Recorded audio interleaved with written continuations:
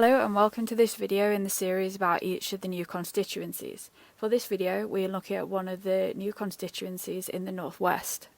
In this short video we will look at the details on the new constituency, how this new one is formed, the previous results, the 2019 results, current candidates, and make predictions with different levels of how bad of a day it might be for the Conservatives.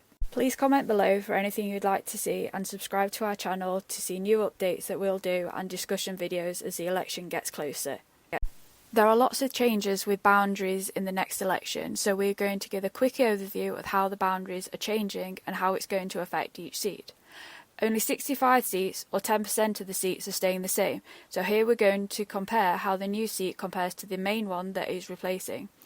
There are some huge changes, such as the city of Chester, which now has 2 seats, but some seats are being completely dissolved, with populations moved to neighbouring seats. So why are the boundaries changing? Every so often there are boundary changes to represent the current population movements. Some of them are based on land, without any population, and some of them are just because of population, for example new housing estates.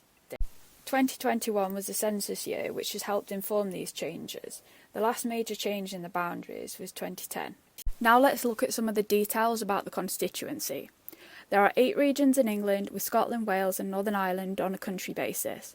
There are 32 seats in Wales, 57 in Scotland, 18 in Northern Ireland and an average of 60 in each of the English regions. The population can vary hugely. The highest is nearly 152,000, which is in Birmingham Ladywood, while the lowest is less than 27,000, which is in the Western Isles of Scotland, which also has the lowest electorate at 21,000. The average population is 103,000 and the average electorate is 73,000.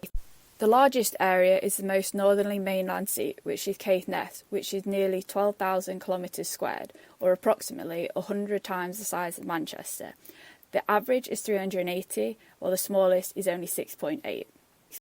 The average percentage of the 16 to 49-year-olds is 41%, with the highest in Leeds Central and the lowest in North Norfolk, which also has the highest 65+. The average 65+ is 38%, with the minimum at 15%, which is in the area around Canary Wharf. Density averages nearly 1,400, with the highest in Bethnal Green and the lowest in Caithness. This constituency has a boundary change.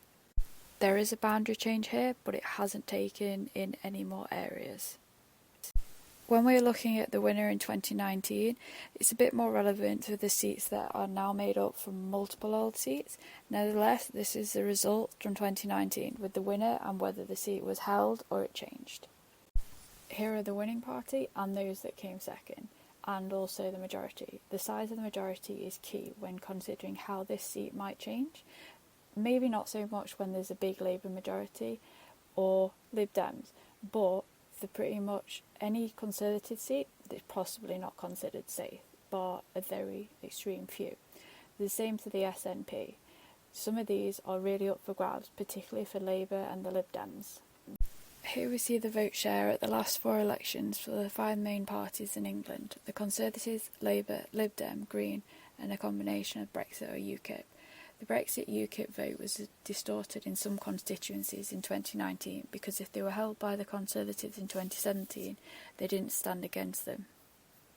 Nevertheless, we can see the changes that occurred throughout the different elections. This is a list of candidates that are on the ballot paper for this constituency. This is now a finalised list as the deadline to register as a candidate has passed. With this forecast, we predict the seat to be changed. Thank you for watching this video. We hope you learned a lot about the new constituencies. Please subscribe to our YouTube channel, follow us on Instagram and Twitter.